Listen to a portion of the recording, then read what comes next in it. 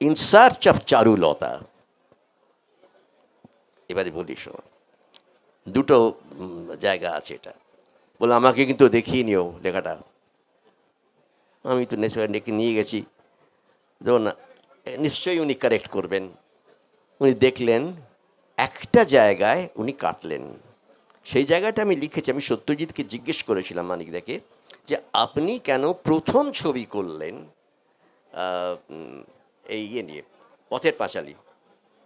বলে শোনো, আমি তো সংলাপ লিখতে জানতাম না, কিন্তু বিভূতিভূষণের সংলাপ এত ভালো, আর ভালো হবার কারণ উনি যা শুনতেন সেটা মনে রাখতেন, এত ন্যাচারাল, এত স্বাভাবিক সংলাপ যে ওই ঝক্কিটা আমার ঘাট থেকে নেমে গেল। এই জন্যে আমি করেছি। তো আমি লিখেছিলাম যে Bibhutibhushan memory was so good that he remembered everything that he heard and he could, এরকম একটা কিছু। উনি সবটা কাটলেন, কেটে শুধু লিখলেন, আমার এখনো মনে আছে, AURAL, oral. Vibhutibhushan's oral memory was so good that, কান থেকে অ্যাডজেক্টিভ।